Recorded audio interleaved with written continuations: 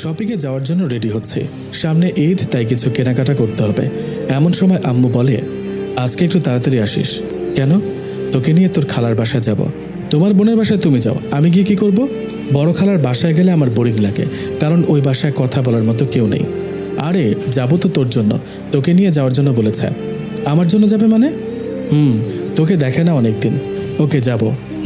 তাহলে শপিং করে আয় তাড়াতাড়ি। তারপর আমি শপিং করতে চলে আসলাম। আমার জন্য আর আম্মুর জন্য কিছু কেনাকাটা করে বাসায় আসলাম। আবার তাড়াতাড়ি ফ্রেশ হয়ে রেডি হ। আমি তাড়াতাড়ি ফ্রেশ হয়ে রেডি হয়ে নিলাম। আম্মু বলল, চল বাবা, এখন রওনা দেওয়া যাক।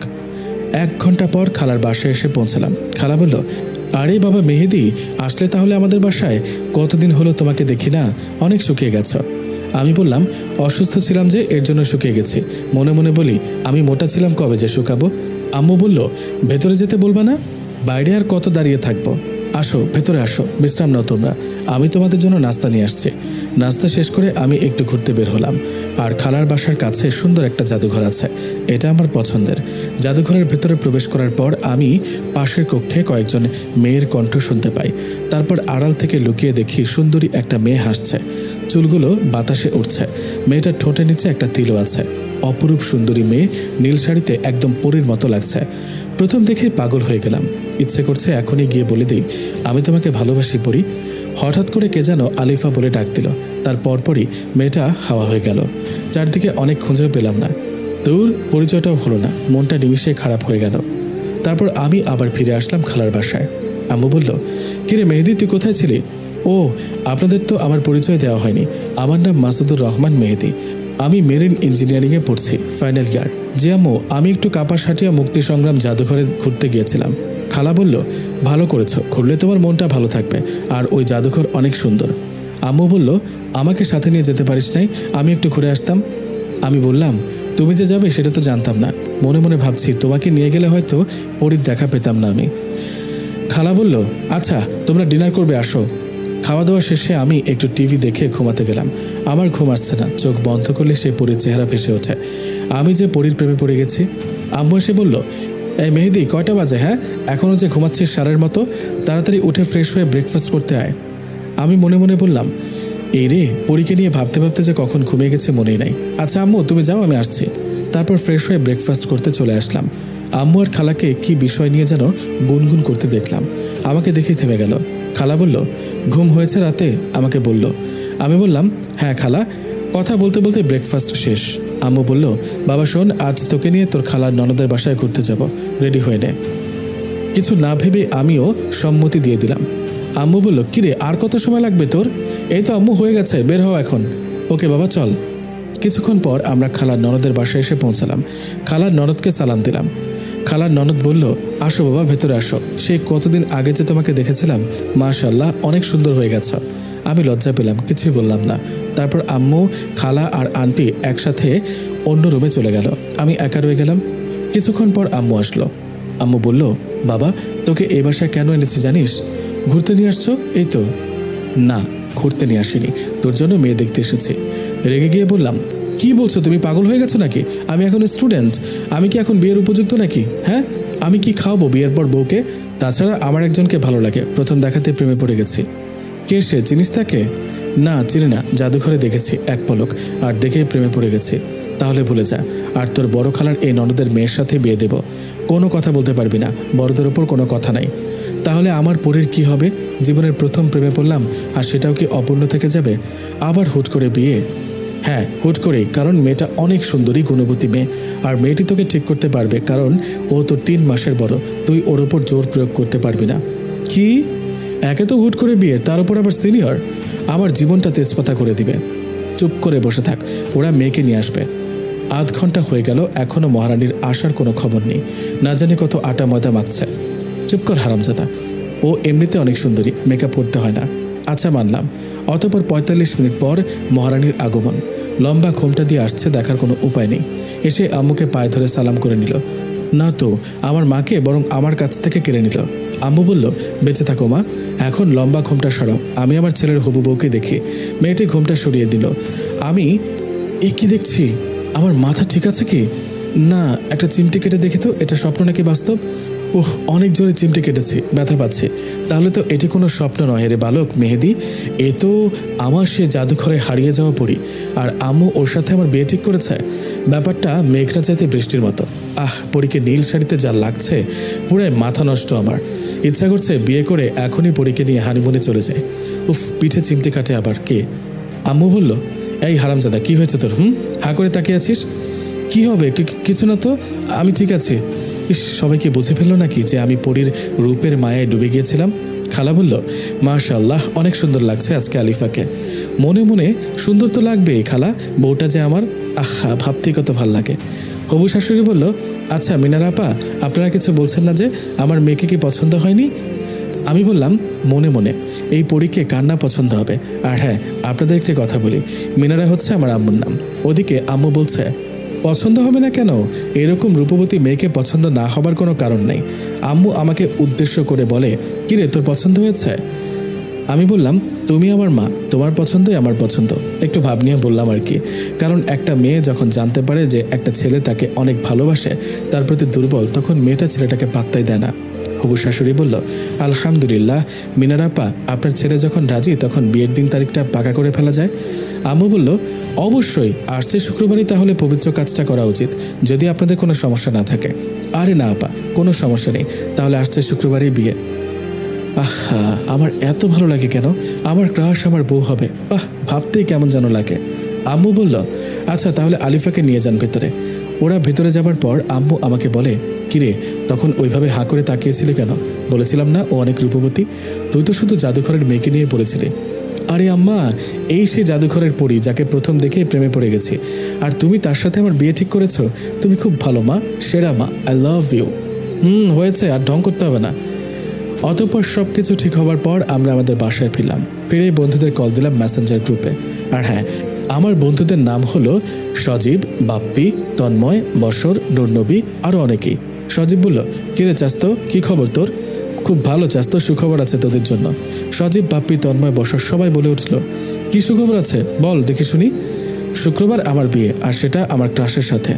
কি বলিস রে, তোর বিয়ে আবার ক্রাশের সাথে? কখন কি হলো জানতে তো পারলাম না। সব জানতে পারবি, কাল সকালে সবাই বসুন্ধরা শপিং কমপ্লেক্সে চলে আসবি, ওইখানে সব বলবো ও কেনাকাটা করব। ওকে ঠিক আছে। পরদিন সকালে বসুন্ধরা শপিং কমপ্লেক্সে গিয়ে ওদের সবাইকে নিয়ে কেনাকাটা শেষ করে রেস্টুরেন্টে খেতে বসে পুরো ঘটনাটা বললাম। ওরা শোনার পর বলল, কস কি, এ তো পুরো সিনেমাটিক কাহিনী, রূপকথার গল্পের মতো। হ্যাঁ তা বলতে পারিস। আচ্ছা শোন, তোরা সবাই কাল সময় মতো চলে আসবি, তোদের ছাড়া আমি বিয়ে করতে যাব না। আমরা সবাই চলে আসবো। এখন তাহলে তুই বাসায় যা।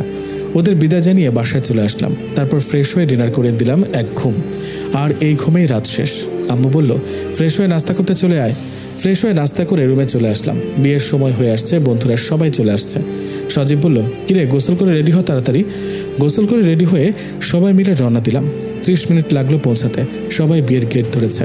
এখন ওদের আবদার পূরণ করে বউকে রুমে রেখে ছাদে গেলাম বন্ধুদের সাথে একটু বুদ্ধি পরামর্শ করতে।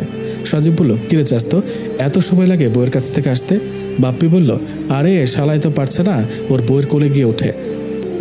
আরে মজা নিচ্ছিস কেন তোরা? আচ্ছা ঠিক আছে, মজা নে, তোদের বিয়েতে আমিও মজা নিব। নুরনবী বলল, আরে ভাতিজা রাগ করো কেন, আজকেই তো একটু মজা করব আমরা। বশর বলল, জামালপুরা রে, তাহলে তুই আমার আগে বিয়েটা করে ফেললি? আমি বশরকে উদ্দেশ্য করে, তো কি তোর মতো বুড়ো হয়ে বিয়ে করার ইচ্ছা প্রকাশ করবো নাকি? তন্ময় বলল, তোরা নিজেদের মধ্যে ঝগড়া করিস না তো, আমাদের সবার উচিত মেহেদিকে এখন শুভেচ্ছা জানিয়ে ওর বউয়ের কাছে পাঠানো। রনি বলল, ঠিক বলেছিস তুই। আমি বললাম, তোরা সবাই আমার জন্য দোয়া কর। ওইদিকে আম্মু ডাকছে, এই হারামজাদা, বউ একা বসে আছে, তুই তাড়াতাড়ি রুমে যা। এই রে, অনেক সময় হলো, এবার আসি, শুভ কাজটা সারতে হবে। যা, আর মনে করে বিড়ালটা মারতে বলিস না। আরে না কাকা, বিড়ালটাই আগে মারবো, তোরা দোয়া কর, আমি গেলাম। এই বলে আমি বাসর ঘরে ঢুকলাম। আমার বুকের হার্টবিট ফার্স্ট হয়ে গেছে, আর পা চলছে না। বউ আমার লম্বা ঘোমটা টেনে বসে আছে। আহা কি সুন্দরী বউ আমার, রূপের মায়ায় আমি যে ঘায়েল হয়ে যাচ্ছি। রুমের লাইটটা অফ করে ক্যান্ডেল লাইট জ্বালিয়ে দিলাম। এ কি শুনছি, বাসরাতে বউ স্বামীর পা ছুঁয়ে সালাম করে, কিন্তু আলিফা যে করছে না। ওহো, ও যে আমার সিনিয়র, এজন্যই সালাম করতে হয়তো লজ্জা পাচ্ছে। ইস, আমার লজ্জাপতি বউটারে। না, আর দেরি করে লাভ নেই, এখন যাওয়া যাক বউয়ের কাছে। অবশেষে এক বুক সাহস নিয়ে বিড়াল মারার কথা মাথায় রেখে আস্তে আস্তে ওর কাছে গিয়ে বসলাম। যেমনই ঘোমটাটা সরাতে যাব, ঠিক তখনই আমার হাতটি এক ঝটকায় ছাড়িয়ে দিয়ে নিজেই ঘোমটা সরিয়ে ফেলল। আহ, কি অপরূপ সুন্দরী আমার বউ, যেন পরিদেশের রানী। চোখে কাজল, বাঁকা দাঁত, ঠোঁটের নিচে তিল, দীঘল কালো ঘন কেশ। উফ, একদম রূপকথার রাজকন্যা। ওদিকে ঘোমটা সরিয়ে ও বলছে, এতক্ষণ ঘোমটা দিয়ে বসে থেকে আমার অস্বস্তি বোধ হচ্ছে। আমি ওর হাতটি ধরতে যাব, তখনই ও আমাকে বলল, একদম ধরবি না আমাকে। কি বলছো এসব? স্বামী তার বউয়ের হাত ধরবে না তো কে ধরবে? আর তাছাড়া আমি তোমার স্বামী, তুমি আমাকে তুই করে বলছো কেন? কিসের স্বামী? কে স্বামী? ওর কথা শুনে হতভম্ব হয়ে গেলাম। কি বলো এসব? আমি তোমার স্বামী, আজই তো আমাদের বিয়ে হলো। সরি, আমি তোকে স্বামী মানতে পারবো না। তোমার মাথা কি ঠিক আছে নাকি পুড়ে গেছে? হ্যাঁ, এসব কি বলছো? মজা করছো আমার সাথে? আলিফা বলল, আরে শোন, তোর মতো ছেলের সাথে আমার মজা করতে হবে নাকি? বুঝছি, তুমি আমাকে বোকা বানাচ্ছ। তোর মতো ছেলেকে বোকা বানানোর মতো এত সময় আমার কাছে নেই। আর আয়নাতে নিজের চেহারাটা কোনোদিন দেখেছিস? হ্যাঁ, একদম ঘেয় ভূত, খ্যাত, কাইল্লা, চামচিকা। কি আছে? হ্যাঁ, আমার স্বামী হবার মতো কোনো যোগ্যতাই তোর মাঝে নেই। ওর কথাগুলো শুনে স্তব্ধ হয়ে গেলাম। কোনো বউ কখনো তার নিজের স্বামীকে এভাবে আঘাত দিয়ে কথা বলে না। ওর কথা শুনে আজ অনেক খারাপ লাগছে, কেননা আমার জন্মদাত্রী মা আমাকে কখনো এভাবে বলা তো দূরে থাক, কালো অবধি বলেনি। আচ্ছা, মানলাম আমি অসুন্দর কালো, এটা আমি নিজেই হয়েছি, এমন তো না। আমাকে ওই সৃষ্টিকর্তা ভালোবেসে বানিয়েছে, তাই না? অনেক খারাপ লাগছে, কান্না পাচ্ছে, তবু এক ফোঁটা জল বের হতে দিচ্ছি না। নিজেকে শক্ত করে ওকে বললাম, আচ্ছা আমি কালো, গেও, ভূত, খ্যাত, চামচিকা, এটাই কি তুমি দেখেছ? একটিবার আমার ভেতরের ভালোবাসা দেখবে না? তোর ভালোবাসার গুল্লি মারি আমি, তুই আমাকে আপনি করে বলবি। আচ্ছা বলবো। আপনি জানেন, আমি না আপনাকে প্রথম দেখাতে ভালোবেসে ফেলেছি। সেদিন জাদুঘরে দেখার পর থেকে আমি আপনার জন্য পাগল। দয়া করে আপনি আমার ভালোবাসাটা বোঝার চেষ্টা করুন। আমি আপনার জন্য আমাকে চেঞ্জ করে ফেলবো, তবুও আপনি আমাকে কষ্ট দিয়েন না। জীবনের প্রথম কাউকে এতটা ভালোবেসেছি আমি। আপনি আর আমাকে আঘাত করে কথা বলবেন না। আমার ভালোবাসাটা মেনে নেন আপনি। আপনি যা বলবেন আমি তাই করব। আমি আমার লাইফটা স্যাক্রিফাইস করে দিব দরকার লাগলে, তবু আপনি আমাকে স্বামীর অধিকার থেকে বঞ্চিত করবেন না। আলিফা বলল, সরি, আমি তো তোকে মানতে পারবো না। কারণ হচ্ছে আমার একজনকে ভালোবাসি। আমাদের 3 বছরের সম্পর্ক, আর ও ডাক্তার, তোর মতো সামান্য মেরিন ইঞ্জিনিয়ারিং পড়ুয়া ছাত্র না, তাও আবার আমার জুনিয়র। তোরে আমি মানতে পারবো না। ওর সম্পর্কের কথা শুনে আর নিজেকে ঠিক রাখতে পারলাম না। চোখের কোণে পানি বেয়ে পড়ছে। চোখ মুছে কান্নাজড়িত কণ্ঠকে বললাম, আচ্ছা আপনার সম্পর্ক আছে, তাহলে এই কথা আগে কেন বলেননি? আমি কি দোষ করেছিলাম? কেন আমার জীবনটা শেষ করে দিলেন? আমারও তো 8-10টা ছেলের মতো বিয়ে করে বউকে নিয়ে সুখের সংসার করার স্বপ্ন ছিল। কেন আপনি আমার সাথে এমন করলেন? আলিফা বলল, আমার কোনো দোষ নেই। আমি কেন তোর মতো ছেলেকে স্বেচ্ছায় বিয়ে করতে যাব? আমার মা আমাকে বলেছে বিয়ে করতে, আর মা ডাক্তারকে মানবে না, তাই আমাকে এত তাড়াতাড়ি হুট করে তোর সাথে বিয়ে বসতে বাধ্য করেছে। আচ্ছা বুঝলাম, এখন তাহলে আমার কি হবে? আমি কোন স্বপ্ন নিয়ে বাঁচব? তোর কি হবে সেটা তো আমি জানি না, তুই সেটা জানবি কি করবি। পারলে একটা রিলেশন করে বিয়ে করে নিস। আর হ্যাঁ, তুই কখনো আমার কাছে স্বামীর অধিকার চাইবি না, আমার কাছেও আসবি না। আমাকে কি মনে হয় আপনার? হ্যাঁ, ভালোবাসা এতই সস্তা যে আজকে আপনাকে ভুলে গিয়ে কালকে অন্যজনের সাথে রিলেশন করে বিয়ে করে ফেলবো? আমি আপনাকে ভালোবাসতাম, ভালোবাসি, আর ভবিষ্যতেও বাসবো, কিন্তু কখনো আপনার কাছে ভালোবাসা চাইবো না, কথাটি বলে দিলাম। আর এটাও শুনেন, আপনি নিজেই একদিন আমার কাছে আসবেন, ভালোবাসা ভিক্ষা চাইবেন, কিন্তু আমি সেদিন পাথর হয়ে যাব। ফিরিয়ে দেব আপনাকে, কিন্তু ভালোবাসবো ঠিকই আপনাকে। একা জীবনটা কাটিয়ে দেব, তবুও ভালোবাসা চাইবো না। আর বললেন না, আপনার কাছে যেন স্বামীর অধিকার নিয়ে না যাই। আরে শোনেন, আমি আপনাকে কোনোদিন টাচও করব না। আর যাকে ভালোবাসেন তাকে নিয়ে সুখী হয়েন। ডিভোর্স দিয়ে দিব আপনাকে, চাইতেও হবে না।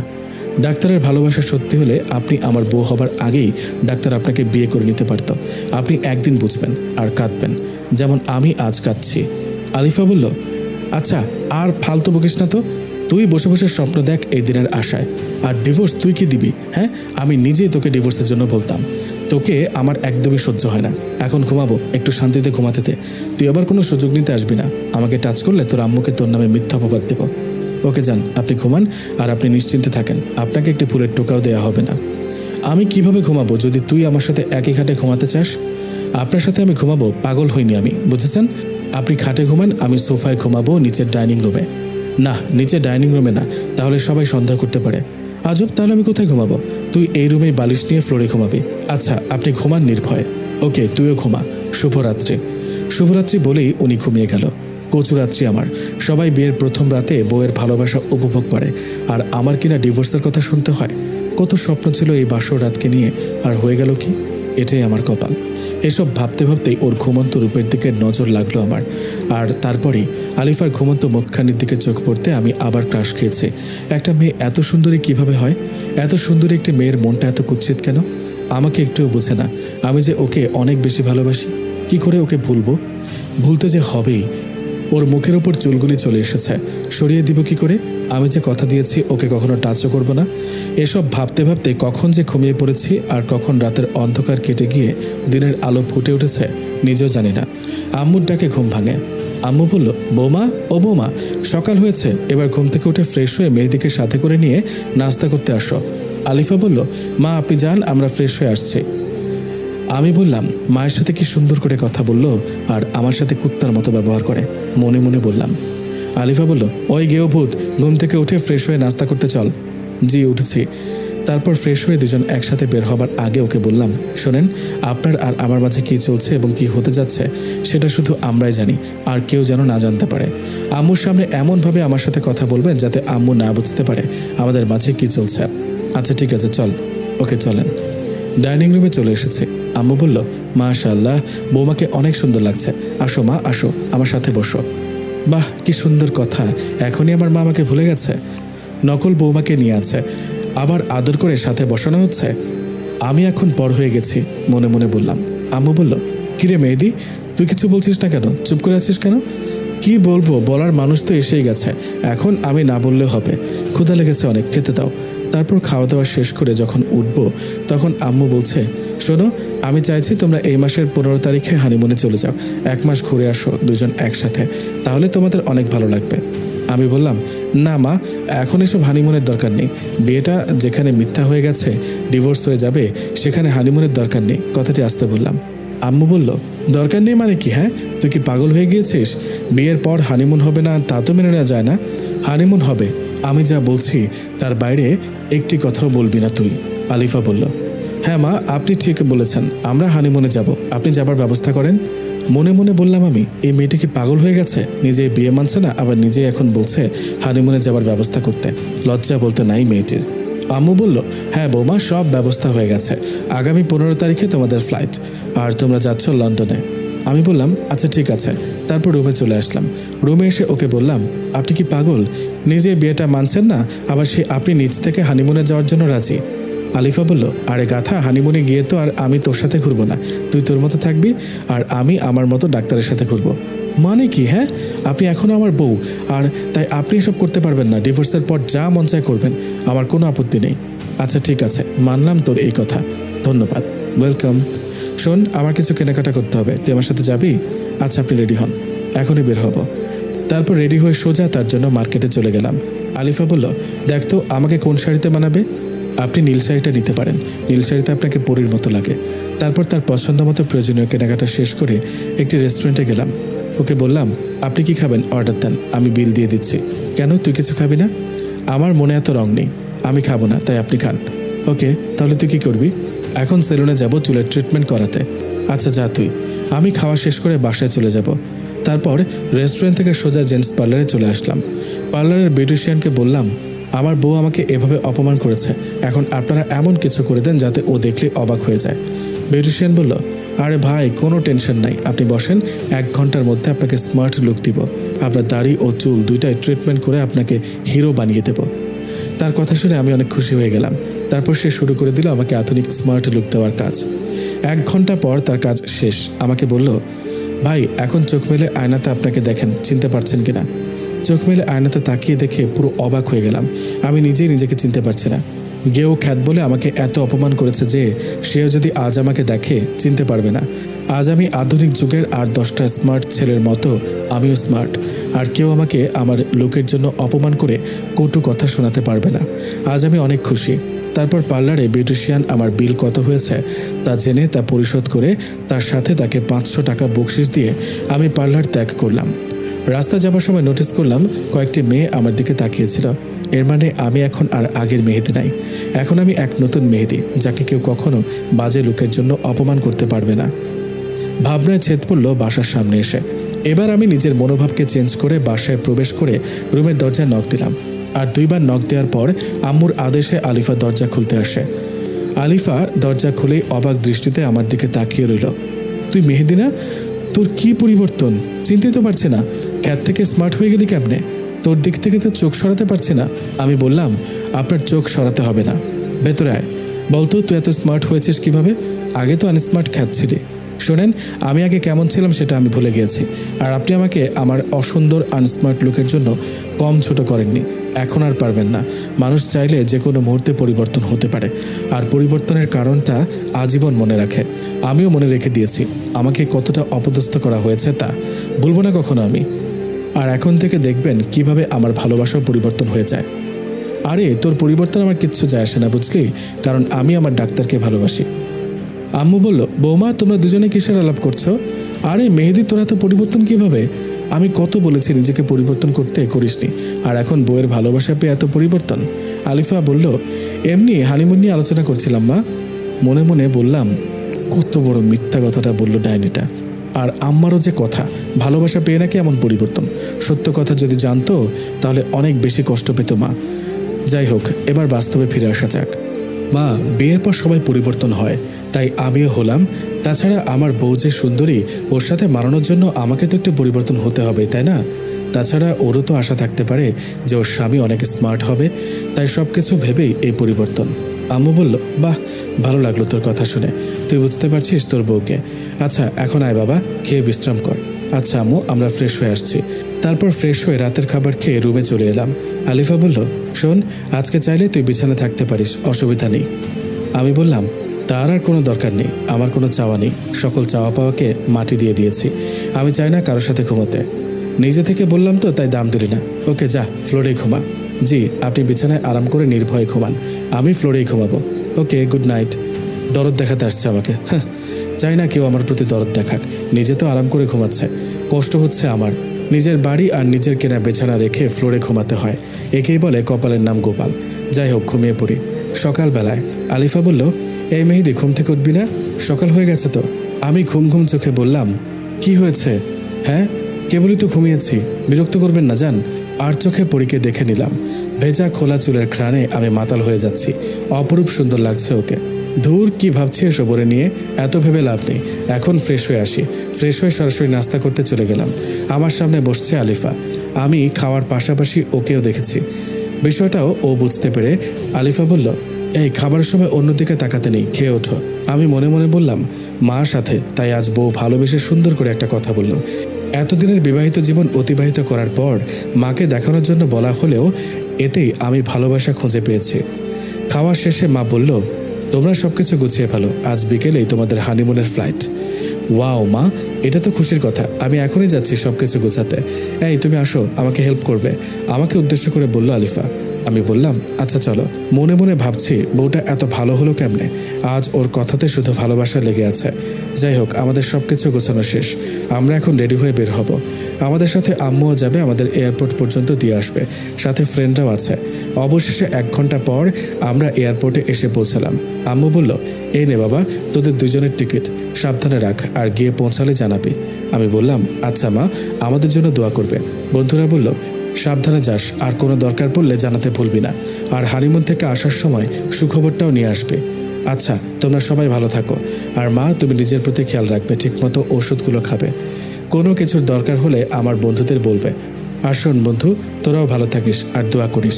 এই বলে সবার কাছ থেকে বিদায় নিয়ে আমরা দুজন প্লেনে আমাদের সিটে গিয়ে বসলাম।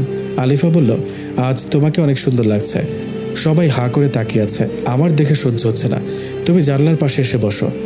আমি বললাম, হুট করে আমার প্রতি এত প্রেম কোথা থেকে আসলো? আর ওরা তাকালেই আপনার কি? আপনি তো আমাকে মানেন না আপনার স্বামী হিসেবে। আলিফা বলল, এটি বুঝবে না তুমি। একটা মেয়ে একটি ছেলেকে ভালো না বাসলেও সে ছেলের সাথে অন্য মেয়েকে সহ্য করতে পারে না।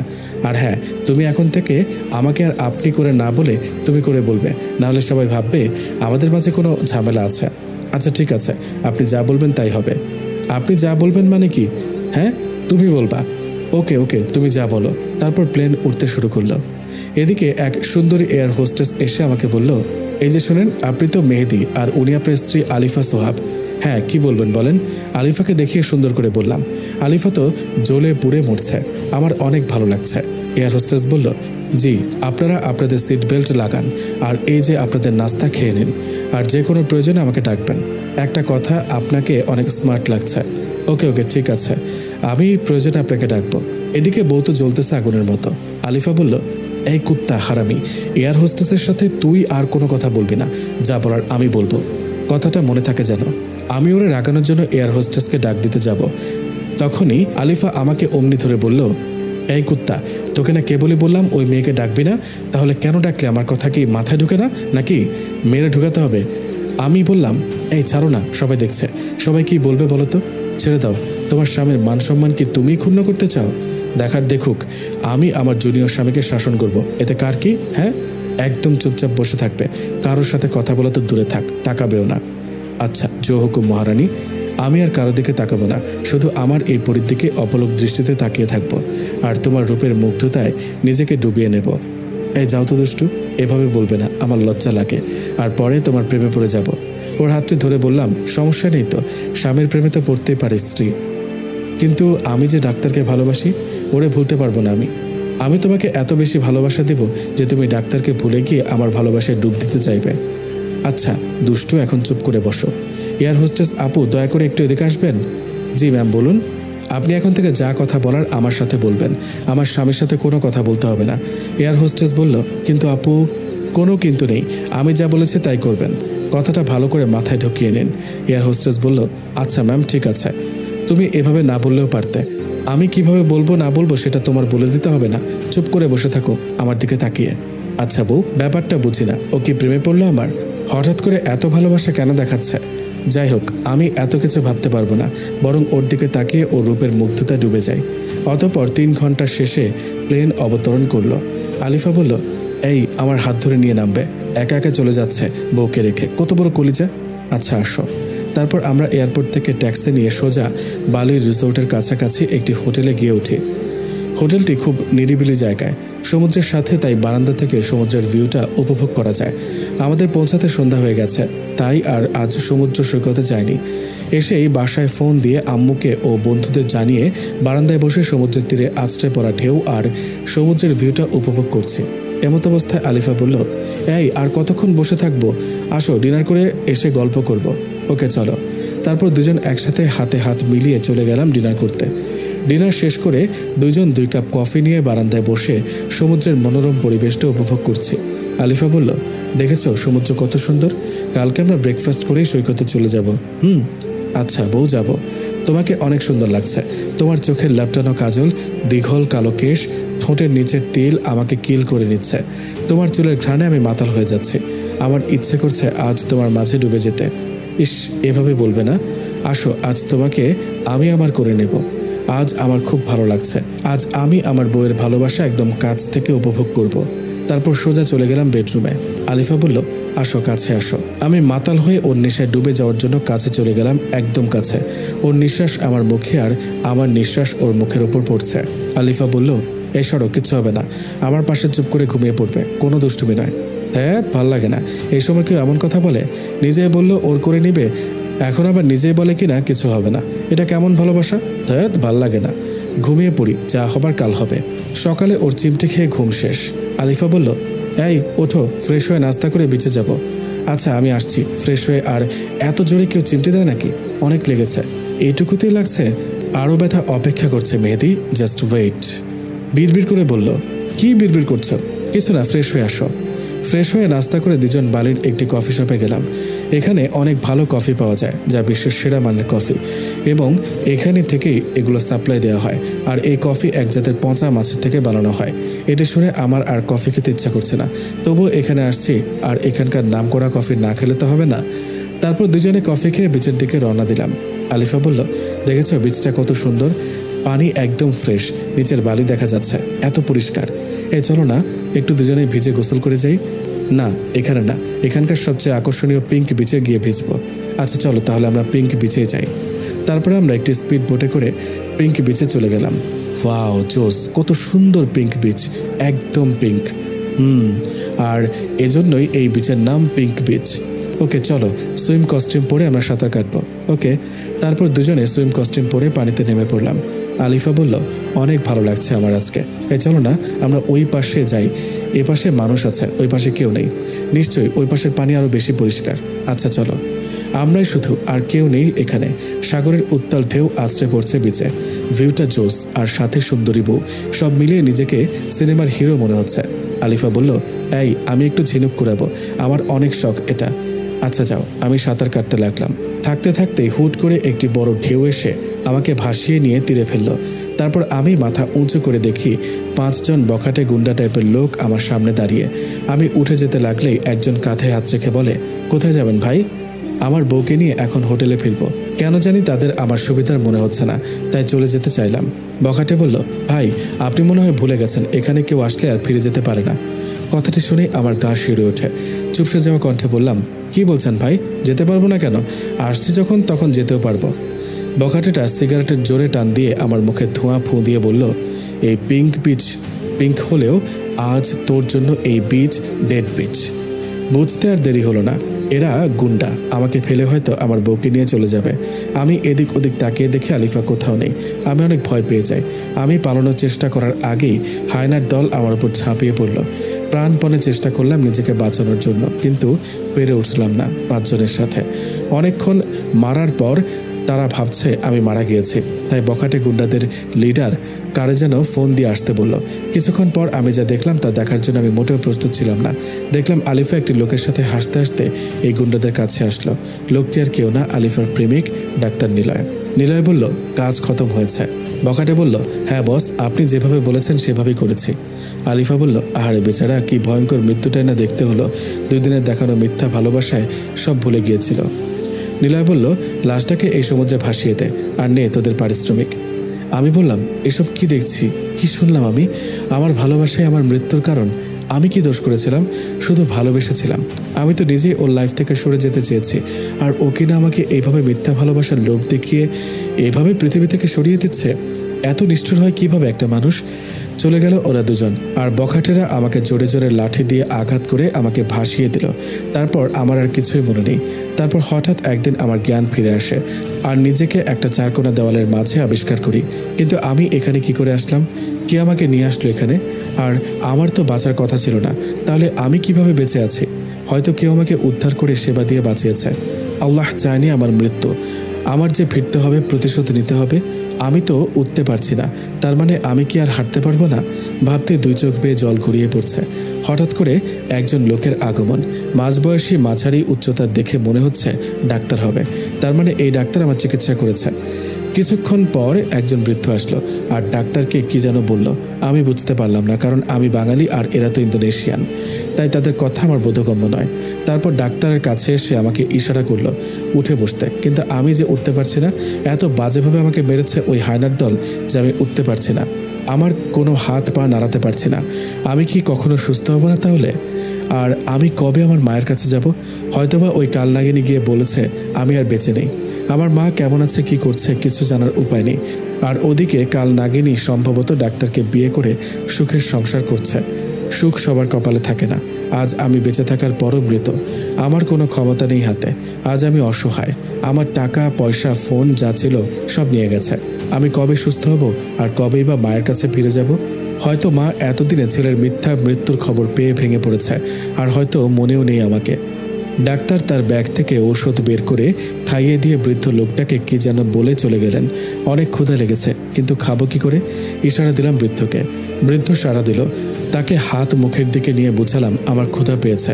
তারপর বৃদ্ধ গেলেন আর আমার জন্য খাবার নিয়ে এলেন। এগুলোকে সামুদ্রিক জলজ উদ্ভিদ প্রাণী মনে হচ্ছে, কোনো রকম সিদ্ধ করা। হয়তো আমি এতদিন যাবৎ এসবই খেয়ে এসেছি। তারপর বৃদ্ধ তাদের নিজস্ব ভাষায় কাউকে ডাকলেন। কিছুক্ষণ পর একটি তরুণী দেখতে সাদা বর্ণের খাটো করে এগিয়ে আসলো। বৃদ্ধের কাছ থেকে খাবারগুলি নিয়ে আমাকে খাইয়ে দিতে লাগলো। বিদঘুটে স্বাদ, বমি চলে আসার উপক্রম। তবুও আমি খেয়ে যাচ্ছি, কারণ আমাকে বাঁচতে হবে। আর বেঁচে থাকার জন্য যে খাবার আনুক আমি তাই খেয়ে নিব। পেট ভরে খেয়ে নিলাম। তারপর মেয়েটি আবার চলে গেল। এভাবে রোজ আমাকে মেয়েটি খাওয়ানোর পর চলে যায়। এর মধ্যে অনেক দিন কেটে গেল। আমি এখন দাঁড়াতে পারি, হাঁটতেও পারি। মেয়েটি আমাকে ধরে ধরে হাঁটায়। আর ইতিমধ্যে মেয়েটির নামও জানা হয়ে গেছে। মেয়েটির নাম নীরা, মুসলিম সম্প্রদায়ের মেয়ে। ইন্দোনেশিয়ার সংখ্যাগরিষ্ঠ মানুষ মুসলিম। আর বৃদ্ধ হলো এই মেয়েটির দাদা। থাকতে থাকতে এই পরিবেশের সাথে অনেকটাই মানিয়ে নিয়েছি। এখানকার ভাষাও রপ্ত করে নিয়েছি।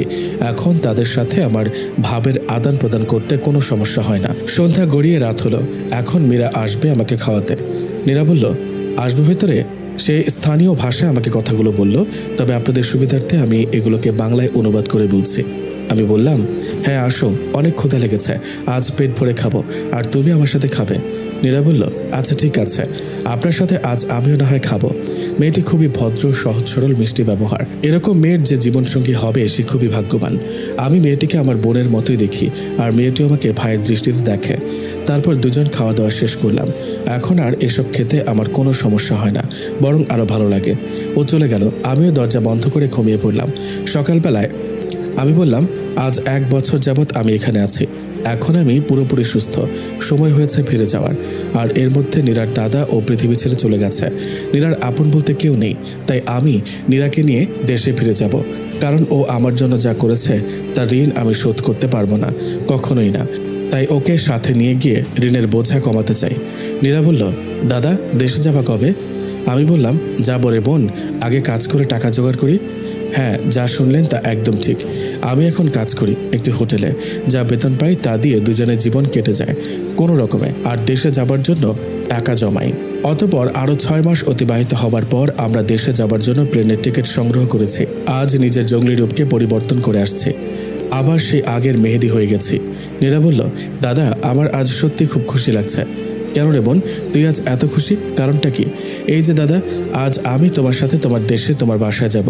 আমার তো কেউ নেই, ছোটবেলায় বাপ মা মারা গেছে অসুখে, দাদার কাছে বড় হয়েছি। তারপর একদিন দাদা তোমাকে সমুদ্রে মাছ ধরতে গিয়ে উদ্ধার করে আনে। তারপর থেকে তোমাকে আমি নিজের হাতে খাইয়ে সেবা দিয়ে সুস্থ করে তুলেছি। দাদাও চলে গেল, এখন আপন বলতে তুমি ছাড়া আমার আর কেউই নেই। তোমার সাথে চলে যেতে পারবো, তোমার মাকে নিজের মা করে পাবো। মায়ের আদর তো পাওয়া হয়নি কখনো, তোমার মায়ের আদর পেয়ে সেটা ভুলে যাব। তাই আজ আমার জন্য অনেক সুখের দিন। আমি বললাম, পাগলিটা এসব বলেই কেঁদে দিয়েছে, বড্ড ইমোশনাল। এই পাগলি, কাঁদছিস কেন? তোর সাথে আমি আছি না, তোকে কখনো কষ্ট পেতে দিব না। তুই যে আমাকে আমার বিপদের সময় রক্ষা করেছিস, আর আমার মা মানে তোর মা। তুই অতীতের সব কষ্ট ভুলে যাবি। আমার মা যখন সব জানবে তখন তোকে অনেক আদর করবে। চোখের পানি মুছে ফেল, আর কাঁদবি না। জানিস না তুই কাঁদলে আমার ভালো লাগে না। নীরা বলল, দাদা কোথায় আমি কাঁদছি না তো, দেখো এই যে আজ আমি কত খুশি। ওইটা তো সুখের কান্না ছিল দাদা, আমি আর কাঁদবো না। এই তো লক্ষ্মী বোন আমার। আচ্ছা রেডি হও, আমি রেডি হয়ে আসছি, তারপর 2 ভাই বোন বের হব। আচ্ছা বোন রেডি হচ্ছে। দাদা বের হও, দেখো তোমার বোনকে কেমন লাগছে। তোমার কিনে দেওয়া বাঙালি কাপড় পরেছি আজ। বাহ, তোকে তো আজ অনেক সুন্দর লাগছে, একদম বাঙালি। সুন্দর তো লাগবে, বোনটা যে হিরো ভাইয়ের। দাদা তোমাকে আজ নায়কের মতো লাগছে। তাই নাকি? নায়িকা কি পাবো তাহলে? পাবে না মানে? সিরিয়াল লেগে যাবে। যে মেয়ে আমার ভাইকে পছন্দ না করবে তার চোখ নষ্ট। পছন্দ যদি করতো বোন, তাহলে কি আমার সাথে এমন দুর্ঘটনা ঘটতো? চুপ করো তো, তোমাকে না কতবার বলেছি ওইসব কথা আর মনে আনবে না। আল্লাহ যা করে ভালোর জন্যই করে। এমন দুর্ঘটনা না ঘটলে তুমি তার মনটা বুঝতে পারতে না তার। আর সব থেকে বড় কথা, আমি দাদাকে পেতাম না, তাই যা হবার হয়েছে তা ভুলে যাও। আচ্ছা বোন, ভুলে গেলাম আমি। এখন চলো আমরা বের হই। ওকে দাদা চলো। তারপর আমরা এয়ারপোর্টে এসে আমাদের ফ্লাইটের প্লেনে গিয়ে উঠি। অতপর 3 ঘন্টার যাত্রা শেষে প্রিয় জন্মভূমিতে প্লেন অবতরণ করলো। 1.5 বছর পর আজ দেশের মাটিতে পা রাখলাম। আজ আমার চেয়ে খুশি হবার মতো আর কেউ নেই। তারপর ট্যাক্সি নিয়ে সোজা বাড়ির উদ্দেশ্যে রওনা দিলাম। দাদা তোমাদের দেশ তো অনেক সুন্দর, চারদিকে সবুজের সমারোহ, কি সুন্দর লাগছে। তোমাদের দেশ মানে কি? বল আমাদের দেশ। ও সরি, হ্যাঁ দাদা আমাদের দেশ, রাগ করবে না, ভুলে বলে ফেলেছি। আচ্ছা, সব কিছুই কেমন যেন পরিবর্তন হয়ে গেছে। 1.5 বছরে অনেক উন্নত হয়ে গেছে আমাদের দেশের। আর কতক্ষণ লাগবে বাসায় যেতে দাদা? এই তো আর 10 মিনিট। অবশেষে আমি আমার বাসার সামনে। বাসাটা একদম নিস্তব্ধ হয়ে আছে আমার অভাবে। দরজাতে নক করব কি বোন? আমাকে দেখে কি চিনতে পারবে? না জানি আমাকে ভুলে গেছে।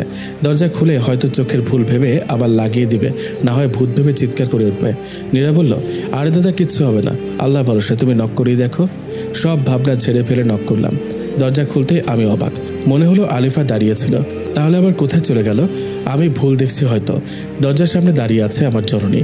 চেহারার একই হাল হয়েছে, চেনাই যাচ্ছে না, পাগলের মতো হয়ে গেছে। তো আমাকে দেখে বলে, মা বলল, কে? দেখতে তো মেয়েদের মতো লাগছে, কে তুমি বাবা? আমি বললাম, যা বলেছিলাম তাই হলো মা, আমাকে চিনতে পারছেন না? অবশ্য না চিনতে পারাটাই স্বাভাবিক, কারণ সকলের কাছে আজ আমি মৃত। আমি মা তোমার ছেলে মেহেদি। আমার ছেলে?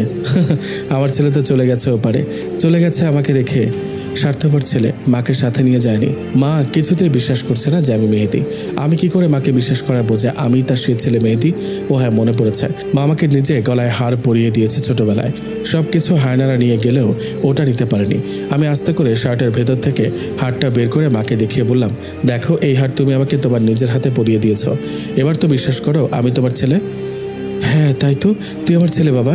জড়িয়ে ধরে কপালে চুমু দিল ছোটবেলার মতো করে। জানিস, তোর মৃত্যুর খবর শোনার পর আমি স্ট্রোক করেছিলাম। বেঁচে ফিরবো কখনো ভাবিনি। বৌমা যখন বলেছিল যে সন্ত্রাসীরা তোকে মেরে সমুদ্রে বিশাল ঢেউয়ের সাথে ভাসিয়ে দিয়েছে, তখন আমি কথাটি শুনে স্ট্রোক করেছিলাম। কখনো ভাবিনি যে তোর দেখা পাবো। আজ আমি অনেক খুশি বাবা, আজ যে মহা খুশির দিন। বাবা, তোর সাথে এই মেয়েটিকে। আমি বললাম, ও মা, ওর নাম নীরা। ওর আর ওর দাদুর উসিলায় আমি আজ বেঁচে আছি। ওর দাদু আমাকে সমুদ্রের তীরে ভেসে আসতে দেখে, তারপর আমাকে উদ্ধার করে ওরা দীর্ঘ 1 বছর চিকিৎসা ও আমার সেবা করে আমাকে বাঁচিয়ে তুলেছে। ওর মা বাবাও ছোট্ট থাকা অবস্থায় মারা গেছে, আর কিছুদিন আগে বৃদ্ধ দাদাও না ফেরার দেশে চলে গেছে। তাই ওর আপন বলতে আমি ছাড়া আর কেউ নেই। এজন্য আমি তাকে সাথে করে নিয়ে এসেছি। মা বলল, কে বলেছে ওর কেউ নেই? ও আমার ছেলের জন্য যা করেছে তার ঋণ শোধ করতে পারবো না, কিন্তু ওরে আমি আজ থেকে আমার নিজের মেয়ে মনে করব। এছাড়া আমার তো কোনো মেয়েই নাই। ভালোই হলো, একটা মেয়ে পেলাম। আমি বললাম, আমিও ওকে এই কথাই বলেছি। মা বলল, কিন্তু ও যে কোনো কথা বলছে না। আমি বললাম, ও যে ইন্দোনেশিয়ান, তাই বাংলা বুঝতে পারছে না। আমি ওকে তোমার বাংলা ভাষার কথাগুলো ওর ভাষায় বুঝাবো। মা বলল, আচ্ছা তাহলে তুই ফ্রেশ হয়ে আয়, আর আমি ওকে আমার সাথে নিয়ে যাই। আচ্ছা মা, ঠিক আছে। তারপর ফ্রেশ হয়ে খেয়ে নিলাম। আমি ঘুমাতে চলে গেলাম, আর আম্মুও নীরাকে নিয়ে ঘুমাতে চলে গেল। দীর্ঘ 1.5 বছর পর নিজের বাসায় ঘুমাবো, কিন্তু কেন জানি বারবার মনে হচ্ছে আমার কাছাকাছি কেউ আছে যে আমাকে প্রতি মুহূর্তে ফলো করছে। দূর, এসব মনের ভুল। দিলাম এক লম্বা ঘুম। এক ঘুমে রাত গড়িয়ে দিন হয়ে গেল। নীরার ডাকে ঘুম ভেঙে যায়। দাদা ওঠো, ফ্রেশ হয়ে নাস্তা করতে আসবে। আচ্ছা যা বোন, আমি আসছি। আচ্ছা আমি গেলাম, তুমি তাড়াতাড়ি আসো।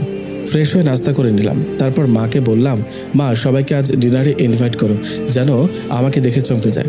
আচ্ছা ঠিক আছে, আজ তোর বন্ধুদের, আত্মীয়দের সবাইকে ইনভাইট করব। ওকে। তারপর আমি আমার রুমে গেলাম। ভাবলাম এখন বাইরে যাব না, রাতে সবাইকে চমকে দিব, কাল থেকে বের হব। এখন বরং ছাদে যাই, রুমে আর ভাল লাগছে না। তারপর সোজা ছাদে চলে গেলাম। ছাদের যে পাশে কাঠগোলাপের গাছ, ওই পাশে গিয়ে অতীতের সব কথা ভাবতে থাকলাম। আলিফার কথা অনেক বেশি মনে পড়ছে। না জানি কেমন আছে, ভালোই আছে হয়তো ডাক্তারের সাথে, কিন্তু কেন মনে হচ্ছে আমার সাথে কেউ আছে যে আমাকে ফলো করছে। মনে হচ্ছে আমার পেছনে কেউ দাঁড়িয়ে আছে। পেছন ফিরে তাকাতে কিছুই তো নেই। তাহলে এসব আমার মনের ভুল? কিন্তু চিলেকোঠার রুমের কর্নারে কিসের শব্দ যেন শোনা যাচ্ছে। যা আছে কপালে, ওইখানে কি আছে আমাকে দেখতেই হবে। এগিয়ে গিয়ে দেখে আমি ভয় পেয়ে গেলাম। একটি সাদা ছেঁড়া শাড়ি পরে একটি মহিলা দাঁড়িয়ে আছে। উস্কো খুস্কো চুলগুলি উঠছে, জীর্ণ শীর্ণ দেহ, কি যেন বিড়বিড় করে বলছে। আমি কিছু না ভেবে মাকে ডাকলাম, মা, ও মা, ছাদে আসো তো। মা হাজির হয়ে বলল, কি হয়েছে, এই অসময়ে ছাদে কি করিস, আর আমাকে ডাকলে কেন? ছাদে ওই অচেনা পাগলির মতো দেখতে কে ওইখানে দাঁড়িয়ে আছে দেখো তো। আচ্ছা সরে দাঁড়া, আমাকে দেখতে দে। ও, ওকে চিনিস নাই? আমি তো তাকে দেখিই নাই, চিনব কিভাবে? মনে হচ্ছে পাগলি। তাহলে দেখ। দেখি অবাক, আর কেউ না, আমার পরি, যাকে আমি অনেক ভালোবাসতাম। আর আমার ভালোবাসার দুর্বলতাকে পুঁজি করে আমাকে পৃথিবী থেকে বিদায় করে দিতে চেয়েছিল। কিন্তু ওর অবস্থা কি করে হলো মা? তুই কিছুই জানিস না। কি জানি না, খোলাসা করে বলো। শোন তাহলে, তোর উপর সন্ত্রাসী হামলায় ওর কোনো হাত নেই, যা করার ওই ডাক্তার করেছে। কি বলছো? আমি নিজ কানে শুনেছি। ওকে দিয়ে ডাক্তার এসব বলতে বাধ্য করেছে, আর তোকে মারার কোনো ইচ্ছে ছিল না ওর। তাহলে আমার সাথে এসব ঘটলো কি করে? ও যখন তোর সাথে হানিমুনে যায় তখন ও আস্তে আস্তে দুর্বল হতে থাকে, আর ওই ছেলের সাথে ঠিকমতো কথাও বলে না। ওই ছেলেকে ইগনোর করতে থাকে, আর ছেলেটি সব মেনে নিতে পারেনি। তাই ওই ছেলেও ইন্দোনেশিয়া চলে যায়, আর সন্ত্রাসদের টাকা দিয়ে কবজা করে তোর উপর আক্রমণ চালায়। এটা যখন আলিফা জানতে পারে তখন তোকে বাঁচাতে চায়, কিন্তু ছেলেটা আলিফাকে ব্ল্যাকমেল করে, আলিফাকে বাধ্য করে ওসব বলতে। তারপর মা?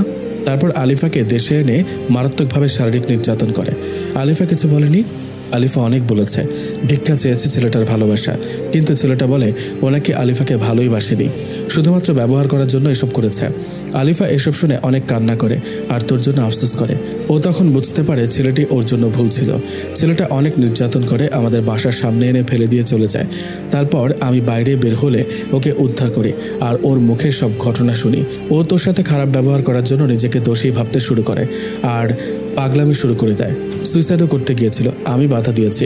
এরপর তোর শোকে মেয়েটি আস্তে আস্তে পাগল হয়ে যায়, ঠিকমতো খায় না, ঘুমায় না, শুধু তোর কথা বিড়বিড় করে বলে একা একা। আমি অজান্তে চোখের পানি বের হয়ে আসলো আমার। আমি যখন চেয়েছি বুঝিনি, আর এখন আমাকে এত ভালোবাসে, একদম চেনার উপায় নেই।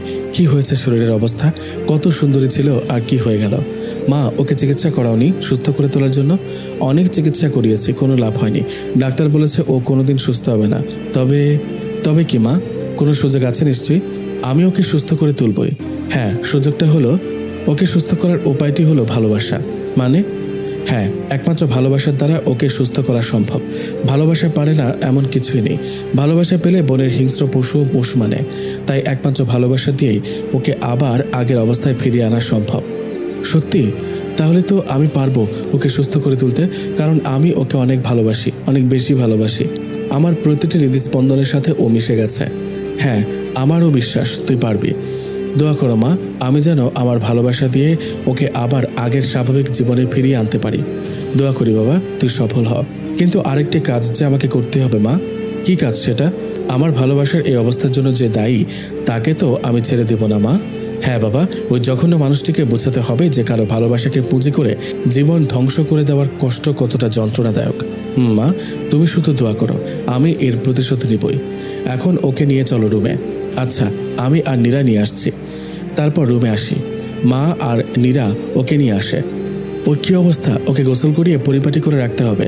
এতদিন একা ছিলাম তাই পারতাম না, এখন তোরা আসছিস, এখন পারবো। না মা, কাজটা আমি একা নিজেই করতে চাই। আমার ভালোবাসা দিয়ে ওকে সুস্থ করতে হবে, তাই আজ থেকে ওর যাবতীয় কেয়ার আমিই করব। তাহলে তো আরও ভালো। কিন্তু তুই কি পারবি একটা মেয়ের যাবতীয় কেয়ার করতে? ভালোবাসার জোর থাকলে সব পারা যায়। আমি ওকে ভালোবাসি, ওর স্বামী আমি, তাই আমাকে যে পারতেই হবে। আচ্ছা বাবা, তুই ওকে নিয়ে যা। ওকে সাথে নিয়ে আসলাম রুমে। আমার সামনে বসিয়ে রেখে দৃষ্টি না ফেলে ওকে দেখিয়ে গেলাম। ভালোবাসার মানুষকে কাছ থেকে দেখাটা অনেক বেশি আনন্দের। পাগলিটার কিছু মনে পড়ছে না, শুধু খিলখিল করে হাসছে, ড্যাব ড্যাব করে তাকিয়ে আছে। ওর চোখে মুখে অনেক আকুতি জমে আছে।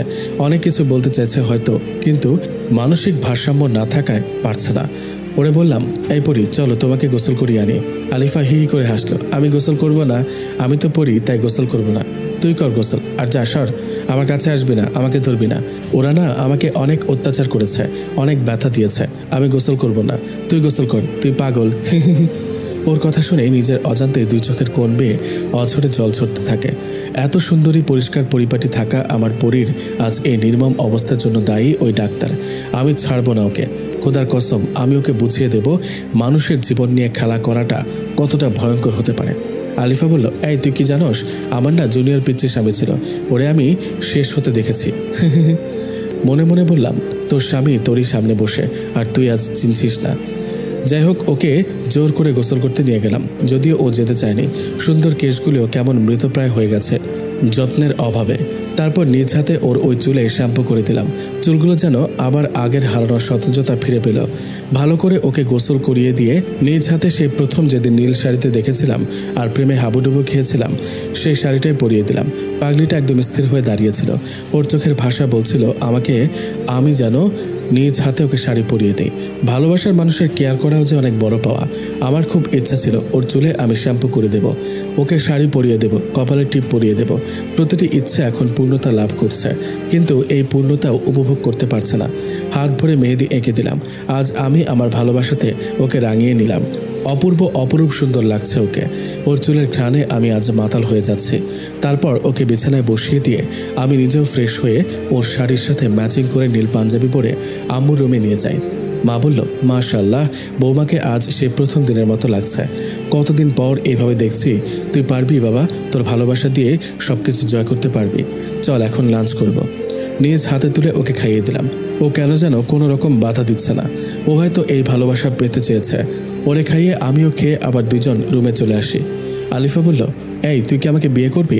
তোরে আমার পছন্দ হয়েছে, তুই খুব ভালো। বিয়ে তো অনেক আগেই করেছি, তবে হ্যাঁ, ও সুস্থ হলে আবার বিয়ে করে নিব। তারপর ওকে বললাম, হ্যাঁ আমি তো তোমাকে বিয়ে করবই। হি হি, তুই আমার জামাই হবি? আমার শরম করতেছে, তুই সর। পাগলিটা আজ লজ্জা পেয়েছে, লজ্জা পেয়ে একদম লাল টুকটুকে হয়ে গেছে। লজ্জা পেলে যে ওকে আরও বেশি কিউট লাগে আজ বুঝতে পারলাম। দেখতে দেখতে বিকাল গড়িয়ে এলো। বিকালবেলা ছাদে যেতে ওর ভালো লাগে, তাই আমি ওকে নিয়ে ছাদে যাই। আলিফা বলল, এখানে কেন আসলে আমাকে নিয়ে? এখানে আমার এই বেলায় আসতে ভালো লাগে, কিন্তু আমার সাথে না কেউ আসতোই না। তুই আসলে আমাকে নিয়ে, আমার সাথে কি প্রেম করবি তুই? আমি বললাম, আজ থেকে প্রতিদিন এই সময় তোমাকে আমি ছাদে নিয়ে আসবো, আর তোমার সাথে আমি প্রেম করব সুন্দরী। আলিফা বলল, আচ্ছা তাহলে তুই এখন এখান থেকে লাফ দে। আরে পাগলি বলে কি, তাহলে যে আমি মরে যাব, তোমার সাথে প্রেম করবো কেমনে? ওরে মরে যাবি, লাফ দিলে থাক, তাহলে তুই আমার সাথে আমার হাত ধরে বসে থাক। তারপর ওর হাত ধরে বসে থেকে বিকাল শেষে সন্ধ্যায় সূর্যাস্ত দেখে আবার রুমে চলে এলাম। রুমে এসে ওকে নাস্তা করিয়ে বললাম, এখন তুমি একটু ঘুমাও। কেন, তুই কি এখন চলে যাবে আমাকে রেখে? আমাকে রেখে যাস নে, আমার সাথে থাক, তোর সাথে থাকলে আমার ভালো লাগে। আরে আমি যাব না, তোমাকে ছেড়ে আমি কোথাও যাব না, তুমি ঘুমাও। আমি একটু ব্যালকনিতে গিয়ে বন্ধুদের সাথে কথা বলবো, অনেক দিন হলো ওদের সাথে কথা বলিনি। আমি ঘুমাবো কেমনে, আমার ঘুম আসে না। তুই ঘুম পাড়িয়ে দিবি আমায়? আমার পরীর কথা কি আমি ফেলতে পারি? তারপর ওকে ঘুম পাড়িয়ে কপালে একটা কিস দিয়ে ব্যালকনিতে যাব। ঠিক তখনই দেখি পাগলিটা আমার পাঞ্জাবির একটা প্রান্ত ধরে ঘুমিয়ে আছে। এখন তো ছাড়াতে গেলেই ঘুম ভেঙে যাবে। বন্ধুদের সাথে কথা আজ বাসায় আসলে বলবো নি, এখন বরং আমি ওর মাথার পাশে বসে থাকি। ঘুমন্ত চেহারা যে কতটা নিষ্পাপ আর সৌন্দর্যে মোড়ানো, সেটা পরীকে এভাবে কাছ থেকে না দেখলে বুঝতে পারতাম না। ওর কাজল কালো হরিণী চোখ, দীঘল কালো ঘন কেশ, ঠোঁটের নিচের তিল আর পরনের নীল শাড়ি আমাকে প্রতি মুহূর্তে নতুন করে ওর প্রেমে ডুবিয়ে দিচ্ছে। আমি যে সৌন্দর্যে মাতাল হয়ে যাচ্ছি। কিছু না ভেবে ওর কোমল হাতটি আমার হাতে রেখে দিয়ে কপালে একটি ভালোবাসার প্রতীক এঁকে দিলাম। আর তখনই ওর ঘুম ভেঙে যায় আর আমাকে টান দিয়ে বুকে জড়িয়ে নেয়। আলিফা বলল, ছাড়বো না এখন, দেখি কেমনে যাস তুই। আমার কপালে কি করলি বলে দিব, তুই পচা। এই ছাড়ো, আর সবাইকে বলবা কেন? আমি তো তোমাকে ভালোবাসি তাই কিস করেছি। তুই পচা, আমি ঘুমিয়ে গেলে সুযোগ পেয়ে এসব করছিস। আমাকে না বলে আমি তোর আম্মুকে বলে দিব। এই না পাগলি, নিজেদের মধ্যে ঘনিষ্ঠ মুহূর্তের কথা কাউকে বলতে নেই। কেন বলতে নেই? বললে কি তোকে তোর আম্মু মারবে? মনে মনে বললাম, এই পাগলির সাথে মোটেও পাগলামি করা যাবে না, করলেই বিপদ। তার থেকে বরং ওর কথাতেই সাড়া দিই। হ্যাঁ, আম্মুকে বললে আমাকে অনেক মারবে, আর আমাকে আম্মু তোমার সাথে প্রেম করতে দেবে না, তোমার সাথে থাকতেও দেবে না। তাহলে ঠিক আছে, বলবো না। এই তো ভালো মেয়ের মতো কথা। আমি ভালো আর তুই পচা। আচ্ছা আমি পচা, তুমি অনেক অনেক খুশি হও এবার। আমি অনেক খুশি। তুই আমাকে একটা জিনিস দিবি? হ্যাঁ অবশ্যই দিব, বলো কি চাও? আমার একটা পুতুল কিনে দিবি, ওই পুতুল দিয়ে আমি খেলবো। হায় রে পাগলি, পুতুল নিয়ে খেলবে, কয়েক বছর পর ওর বাচ্চা হবে, আর এখন ও বলে ও নিজে খেলবে। কি আর করার, সুস্থ হবার আগ পর্যন্ত পাগলামি সব সহ্য করতেই হবে। আচ্ছা কাল তোমাকে পুতুল কিনে দেবো। তুই পচা না, খুব ভালো। তুমিও পাগলি। এদিকে আবার সবার আসার সময় হয়ে গেছে, আর মাকে বলেছি আমার কথা গোপন রেখে আসতে বলতে, যাতে ওরা দেখেই চমকে যায়। নীরা বলল, দাদা সবাই চলে আসছে, তুমি ভাবিকে নিয়ে চলে আসো নিচে। আমি বললাম, আচ্ছা তুই যা, আর কাউকে আমার কথা বলবি না, আমি তোর ভাবিকে নিয়ে আসছি। কোথায় যাবে আমাকে নিয়ে? আলিফা বলল, নিচে ডাইনিং রুমে যাব। আচ্ছা আমাকে হাত ধরে নিয়ে যাবি? বউয়ের হাত ধরে যেভাবে নিয়ে যায় ওইভাবেই নিব। ওদিকে আত্মীয় স্বজন বন্ধু বান্ধব সবার সাথে কথা বলছে। আর হ্যাঁ, আজকে আমার জন্মদিন ছিল, তাই সবাইকে আজ বাসায় ইনভাইট করা হয়েছে। মা বলল, তোমরা সবাই কেমন আছো? বন্ধু ও আত্মীয় একসাথে বলল, হ্যাঁ ভালো আছি, আপনি কেমন আছেন? হ্যাঁ আমিও ভালো। সবাই তো জানো আজ মেহেদির জন্মদিন। সবাই একসাথে বলল, হ্যাঁ জানি। আজ যদি ও আমাদের মাঝে থাকতো তাহলে অনেক ভালো লাগতো, সবাই মিলে একসাথে কত আনন্দ করতাম। তা ঠিক। আর হ্যাঁ, তোমরা সবাই চোখ বন্ধ করো কিছুক্ষণের জন্য, একটা সারপ্রাইজ আছে।